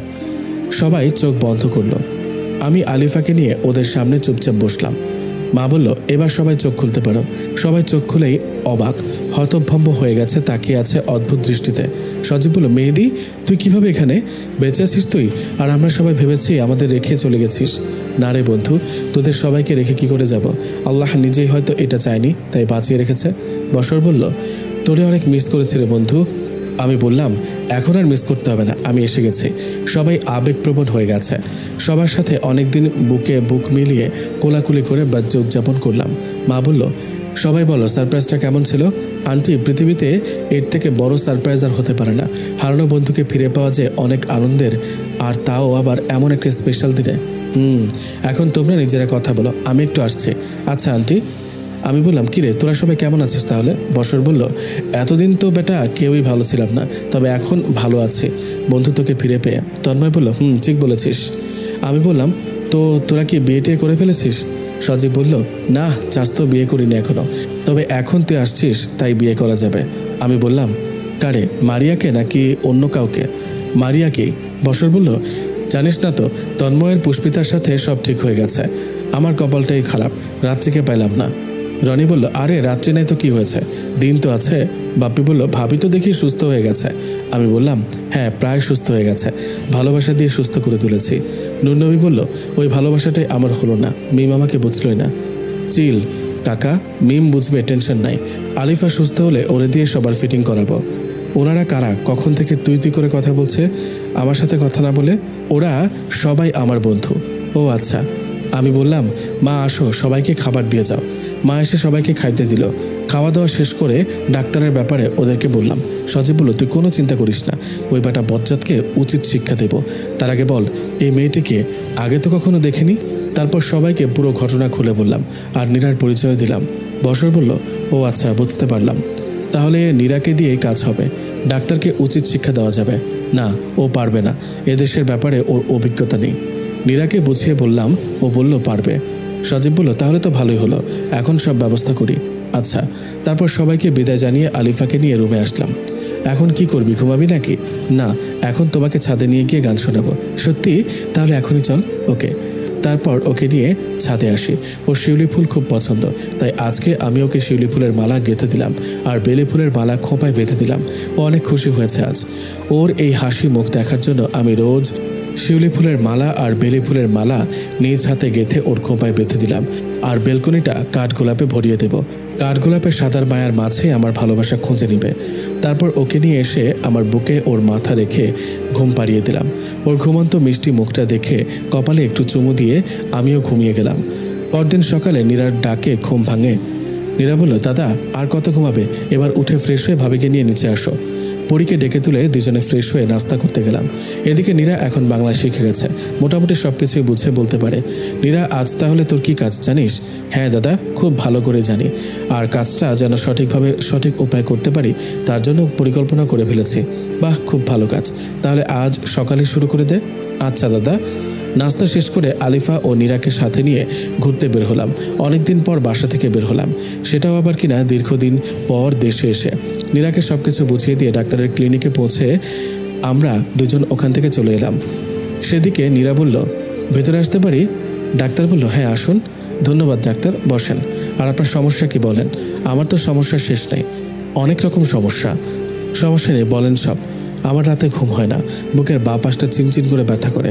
রোজ রাতে স্বপ্নে দেখি আমি এক ডাক্তারের সাথে ঘুরতে বের হয়েছি, এগুলোই আমার সমস্যা। ডাক্তার মনে মনে ভাবে, পেয়েছি, এই মেয়েটাকে পটানো খুব সহজ হবে, এই মেয়েই আমার পরবর্তী টার্গেট। একে দিয়েই নিজের একাকিত্ব দূর করে পরে ছুঁড়ে ফেলে দিব। আচ্ছা, আপনি টেনশন করবেন না, এই ঔষধগুলো নিয়মিত খাবেন, আর এই নেন আমার নাম্বার, ঔষধ খেয়ে ফলাফল জানাতে ভুলবেন না। আচ্ছা ঠিক আছে, আমি এখন আসি। আর হ্যাঁ, আপনি অনেক স্মার্ট। ভাবছে, ইস কপাল খুলে গেল, এ তো মেঘনা চেতে বৃষ্টি। ও তাই, ধন্যবাদ, আপনি অনেক রূপবতী। ধন্যবাদ, আসি এবার, আবার দেখা হবে। আসুন। ইস কাজ হয়েছে, আবার দেখা হবে, আরও কত কি হবে। আলিফাকে নিয়ে সবুজ প্রকৃতিটা উপভোগ করে বাসায় ফিরলাম। নীরা বলল, দাদা কাজ তো হয়ে গেছে, বেটা বজ্জাত নাম্বারও দিয়েছে, এবার শুধু ফোনটা দেবো আর কাজটা হয়ে যাবে। দোয়া রইল বোন, তুই পারবি। তারপর লাঞ্চ করে দুপুরের লম্বা ঘুম শেষ করে বিকালে ছাদে গেলাম পরীকে নিয়ে। আলিফা বলল, আজ বিকেলটা অনেক সুন্দর, দক্ষিণা মৃদু বাতাস, আকাশে রঙিন ঘুরের মেলা, সত্যি অনেক ভালো লাগছে। আমি বললাম, আরে পাগলি দেখছি সুস্থ হয়ে গেছে প্রায়। হ্যাঁ অনেক সুন্দর। তারপর দুজন মিলে গল্প করে সন্ধ্যা শেষ করে রুমে ফিরে আসি। কিছুক্ষণ পর মা খেতে ডাকে, তারপর দুজনে খেয়ে এসে বেলকনিতে বসে চায়ের কাপে চুমুক দিচ্ছে। আর ওইদিকে নীরা বলল, এখন ফোন দিই বেটা বজ্জাতকে, ফোন ধর তাড়াতাড়ি। ফোন রিসিভ করে বলে ডাক্তার, কে আপনি? নীরা বলল, এত তাড়াতাড়ি ভুলে গেলেন কে আমি? আহা, আপনি আপনার পরিচয় না দিলে কি করে বুঝবো আপনি কে? আর এখানে ভুলে যাওয়ার কথা আসছে কেন? আমি আপনার পেশেন্ট নীরা। ফোন দিতে বলে এখন নিজে ভুলে গেছেন? আরে না, আমি তো আপনার ফোনের অপেক্ষাই করছিলাম। সত্যি আমার ফোনের জন্য অপেক্ষা করছিলেন? হ্যাঁ সত্যি। কেন, আপনার ফোনের জন্য অপেক্ষা করতে পারি না নাকি? না মানে আমার ফোনের জন্য তো কেউ অপেক্ষা করেনি, তাই বললাম। কেউ করেনি তো কি হয়েছে, আজ থেকে না হয় রোজ আমি অপেক্ষায় থাকবো। এভাবে বলবেন না, প্রেমে পড়ে যাব। সমস্যা নেই তো, আপনার স্ত্রী কষ্ট পাবে। ধুর কি যে বলেন, আজ পর্যন্ত প্রেম করতে পারলাম না, আর স্ত্রী তো অনেক দূরের কথা। তাহলে তো ভালো, ডাক্তারের প্রেমে পড়ে গেলে সমস্যা নেই। সত্যি আমার অনেক ভালো লাগছে। একদিনে এত প্রেম? নীরা বলল, ও কেন, একদিনে প্রেম হতে পারে না? বিশ্বাস করতে না পারলে পায়। এই না, বিশ্বাস করি, ভালোবাসি আপনাকে। আমিও তোমাকে অনেক ভালোবাসি। আর হ্যাঁ, আজ থেকে আমায় আপনি না তুমি করে বলবে। তুমি বললে তোমাকে বউ বলে ডাকতে পারি? আপাতত তুমি ঠিক আছে। আচ্ছা বেবি, কি করো? তোমার সাথে কথা বলি বাবু। তুমি কি করো গো? আমিও তোমার সাথে কথা বলছি, আমার কাজই তো এটা। অনেকক্ষণ কথা শেষে নীরা বলল, আচ্ছা বাবু, এখন ঘুমাও। ডাক্তার বলল, আর 5টা মিনিট থাকো প্লিজ। নীরা চুপ, আর 1 সেকেন্ডও না, এক্ষুনি ঘুমাও। Good night. Okay baby, good night. এদিকে বসরের ফোন। আমি বললাম, কিরে, হঠাৎ রাতের বেলা ফোন দিলে আমাকে কি মনে করে? না মানে তোর সাথে কিছু কথা বলার ছিল। কি কথা বল, শোনার পর রাগ করতে পারবি না। আরে না, তুই আমার বন্ধু, তোর কথাতে আমি রাগ করবো কেন? তাহলে শোন, নীরাকে আমার প্রথম দেখাতেই ভালো লেগেছে, প্রেমে পড়ে গেছি। ওকে আমি বিয়ে করতে চাই, তোর যদি কোনো আপত্তি না থাকে। আরে এটা তো খুশির কথা, তুই নীরাকে ভালোবেসে ফেলেছিস। তাই তো বলি, সেদিন রাতে নীরাকে দিয়ে ডাক্তারকে শায়েস্তা করানোতে তুই না করেছিলে। আমার কোনো আপত্তি নেই, তুই তোর পরিবারকে আমার আম্মুর সাথে কথা বলতে বল, বিয়ের দিন তারিখ তারাই ঠিক করবে। আচ্ছা বন্ধু, ধন্যবাদ তোকে। আর হ্যাঁ, তোর বোন বিয়ে করবো বলে তোকে ভাইজান বলে ডাকতে পারবো না। আরে সমস্যা নেই, আমরা আগে থেকে বন্ধু, তাই ভাইজান বলার দরকার নেই, তুই করে বলাটাই বেস্ট। আচ্ছা বন্ধু, তাহলে এখন রাখি। আর নীরাকে বলে দিস ডাক্তারের থেকে যেন নিজেকে নিরাপদে রাখে। ওকে বলবো, এখন ঘুমা, গুড নাইট। তারপর আমার পাগলি বউকে বললাম বিয়ের কথা। আলিফা বলল, বাহ, বিয়ে মানে কত মজা, তাই না? তাহলে আমরাও বিয়ে করে ফেলবো। হ্যাঁ আচ্ছা ঠিক আছে, এখন তুমি আমার বুকে মাথা রেখে ঘুমিয়ে যাও। আলিফা বলল, আচ্ছা তুইও ঘুম আমার সাথে। ওকে, গুড নাইট। তারপর ঘুমের শেষে সকালে উঠে ফ্রেশ হয়ে নাস্তার টেবিলে বসে ডাক্তারকে শায়েস্তা করার ফাইনাল পরিকল্পনা নিয়ে নীরাকে শিখিয়ে দিয়ে একসাথে বের হলাম। প্রতিমধ্যে ডাক্তারের ফোন। বেবি তুমি কোথায়? বাবু, আমি তোমার দেওয়া ঠিকানায় আসছি। ওকে, তাড়াতাড়ি আসো বেবি। এদিকে সজীবকে পুলিশ নিয়ে সময় মতো যে রেস্টুরেন্টে দেখা করতে চেয়েছে ডাক্তার আর অনৈতিক কাজ করার জন্য প্রস্তাব দিয়েছে, সেখানে হাজির হতে বলি। নীরাকে ভেতরে পাঠিয়ে দিয়ে আমি ও আলিফা পাশে অবস্থান করি। ডাক্তার বলে, বেবি আসছো? বাবু, আসলাম। তাহলে চলো শুরু করা যাক। কথাটা শুনে ঠাস করে ডাক্তারকে থাপ্পড় লাগিয়ে দেয়। তুই কি ভেবেছিস আমাকে লম্পট চরিত্রহীন তোকে আজ মেরেই ফেলবো? কি বলছো বেবি এসব? আসো শুরু করি। আমি সামনে গিয়ে বললাম, কি শুরু করবি রে বদমাইশ? ডাক্তার বলল, তুই কিভাবে বেঁচে আছিস? তোর তো বাঁচার কথা না, তোকে শায়েস্তা করার জন্যই আল্লাহ আমাকে বাঁচিয়ে রেখেছে। কথাটি শোনার পর ডাক্তার পকেট থেকে একটি ছুরি বের করে নীরার গলাতে ধরে বলল, একদম কোনো সমস্যার সৃষ্টি করতে পারবি না, নয়তো এই মেয়েকে শেষ করে দিব। সাথে সাথে পুলিশ ওকে চারপাশ থেকে ধরে ফেলে, হাতে হাত করে লাগিয়ে দেয়। কারণ আমরা আগে থেকে পুলিশ আর রেস্টুরেন্টের লোকজন নিয়ে আড়ালে লুকিয়ে এসব লক্ষ্য করছিলাম। বিষয়টা আলিফা বুঝতে পেরে কেমন যেন সবকিছু আগের মতো ঠিক করে নিয়ে বলে, ওই কুত্তাকে আমি মেরে ফেলবো। ওর জন্য আমার জীবন থেকে সুন্দর মুহূর্তগুলো হারিয়ে গেছে, ও আমার ক্ষতি করেছে, ওকে আজ আমি খুন করে ফেলবো। আমি বললাম, এ কি, আলিফা দেখি পুরোপুরি সুস্থ হয়ে গেছে। পুলিশ বলল, না আপু, আপনার কিছু করতে হবে না, ওর উপযুক্ত শাস্তি ও পেয়ে যাবে, আইনের হাত থেকে রক্ষা পাবে না। আমরা ওকে নিয়ে গেলাম। আমি বললাম, পরি তুমি সুস্থ হয়ে গেছো? হ্যাঁ, আমি এখন সুস্থ। তুমি আমাকে ক্ষমা করে দাও মেহেদি, আমি তোমার ভালোবাসা বুঝতে পারিনি। তোমাকে অনেক বেশি কষ্ট দিয়েছি, অনেক অপমান করেছি, এর কোনো ক্ষমা হয় না। তবুও আমি আজ তোমার কাছে ক্ষমা চাইছি। ধুর পাগলি, তুমি হলে আমার বউ, তাই আমি সব ভুলে গিয়েছি, কিচ্ছু মনে রাখিনি। না গো, তবুও আমি অপরাধী। তুমি বলো আমাকে ক্ষমা করে দিয়েছো? আচ্ছা পাগলি, আচ্ছা, আমি তোমাকে ক্ষমা করে দিয়েছি, ধন্যবাদ। আর আজ আমি তোমাকে একটি কথা বলতে চাই, যে কথাটি 1.5 বছর আগে বালিতে পিঙ্ক বিচে বলার জন্য আমি একটু আলাদা হয়েছিলাম। কখনো ভাবিনি যে তার জন্য এভাবে 1.5 বছরের জন্য আলাদা হয়ে যাব। আমি বললাম, ওইসব অতীতের কথা বাদ দিয়ে কি বলতে চাও বলো, আমার আর কৌতূহল শেষ হচ্ছে না। আলিফা বলল, আমি তোমাকে ভালোবাসি, থাকবে তো শেষ নিঃশ্বাস পর্যন্ত আমার সাথে? বিপদ আপদে সবসময় পাশে থাকবে? আমি বললাম, আমিও তোমাকে অনেক অনেক বেশি ভালোবাসি পড়ি। আর হ্যাঁ, আমি তোমার হাসি মুখের জন্য সব করতে পারবো। তাহলে করছো না কেন? কি করছি না? গাধা, জড়িয়ে ধরো আমাকে। বলার সাথে সাথে শক্ত করে ওকে জড়িয়ে ধরলাম। প্রায় 2 বছরের বিবাহিত জীবনে এই প্রথম ওকে জড়িয়ে ধরেছে। ভালোবাসার মানুষের প্রথম স্পর্শ, যা কখনো ভোলা যায় না। এটা এক অন্যরকম ভালো লাগা।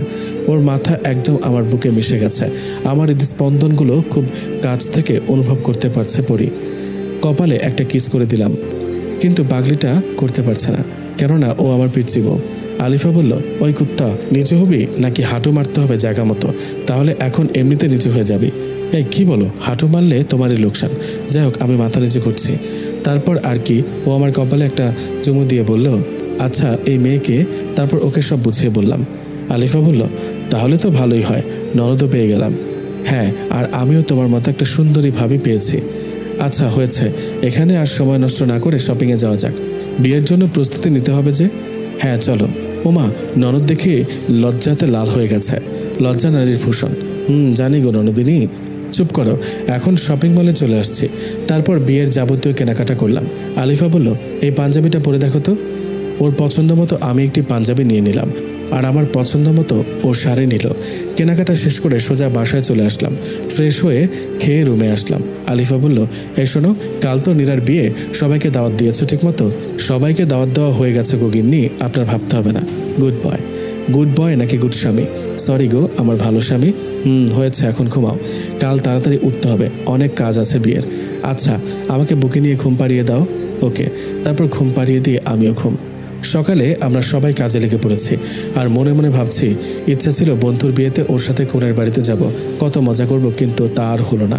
নিজের বোনের সাথে বিয়ে দিচ্ছি বন্ধুর। সজীবের ফোন। সজীব বলল, কিরে সবকিছু কমপ্লিট? কমপ্লিট। খুব আনন্দ তাই না, তোরা ওর সাথে আসছিস আর আমি বরযাত্রী হতে পারলাম না। সজীব বলল, আচ্ছা বরযাত্রী হবার যখন এতই শখ, তখন তুই বিয়ের বাড়ির গেটের একটু সামনে এসে আমাদের সাথে বরযাত্রী হয়ে গেট দিয়ে প্রবেশ করিস। আচ্ছা, এটা ভালো বুদ্ধি। তারপর কথা মতো ওদের সাথে বরযাত্রী হয়ে আমিও আসলাম। সবাই তো পুরো অবাক। আলিফা বলল, বিআই সাহেব দেখি লজ্জায় লাল হয়ে গেছে, আমাকে উদ্দেশ্য করে মস্করা করে বলে। আমি বললাম, আমিও কম না, বলে ফেললাম, গো বিআইন, আপনিও লাল হয়ে গেছেন। সবাই আমাদের কাহিনী দেখে পাগলের মতো আসছে। তারপর বিয়ের কাজ সম্পন্ন করে ওদের দোয়া করে ছেড়ে দিয়ে আসলাম। আলিফা বলল, মনটা খারাপ লাগছে নীরাকে ছাড়া। আমি বললাম, আমারও অনেক খারাপ লাগছে, কিন্তু এটাই নিয়ম, ঘুমিয়ে পড়ো। তারপর ঘুম শেষ করে পরদিন বৌভাতে গিয়ে ওদের নিয়ে আসলাম। আজ বিয়ের 4 দিন অতিবাহিত হয়েছে। নীরা বসর সহ সবাই আজ বাসায়, অন্যান্য আত্মীয় স্বজনও আছে। ভাবছি হঠাৎ করে আজ সবাই একসাথে, কাহিনী কি? আলিফাকে ডাকলাম। আলিফা বলল, আরে কোনো কাহিনী না, সবাই মিলে আজ একসাথে ডিনার করবো তো তাই। আমার কথা শুনে বলল আলিফা। আমি বললাম, ও আচ্ছা চলো তাহলে সবাই মিলে ডিনার করে নিই। তারপর ডিনার শেষে সবাই চলে গেল, আর আলিফাকে কি যেন বলে গেল। আমি এখনও রুমেই যাইনি, যাক পরে যাব, এখন একটু ছাদে যাই। আলিফাকে ডাকলাম, আসলো না, অথচ অন্যান্য দিন ও নিজে থেকে আমার সাথে ছাদে আসে। যাই হোক, একাই ছাদে গিয়ে রাত 11টার দিকে রুমে ফিরে আসলাম, আর এসে অবাক, ক্যান্ডেল লাইট দিয়ে সাজানো রুম, বিছানায় বাসরাতের মতো করে সাজানো, মাঝে বড় করে লেখা ভালোবাসি। কিন্তু কে কখন করলো এসব? আম্মুকে ডাক দিলাম, আম্মুও ডাকা সাড়া দিল না। হুট করে পেছন থেকে ধাক্কা দিয়ে আমাকে দেওয়ালের সাথে মিশিয়ে দিল কে যেন, স্পষ্ট বুঝতে পারছি না কে। আস্তে আস্তে কারো আমার দিকে এগিয়ে আসার শব্দ পেলাম। এসব কি হতে যাচ্ছে আমার সাথে? পুরো বাড়ি চুপচাপ, মাও নেই, পরীকেও দেখছি না। একটি অবয়ব একদম সামনে এসে দাঁড়ালো, তার ঘন নিঃশ্বাস আমার মুখে পড়ছে। আমি সাহস করে বললাম, কে আপনি?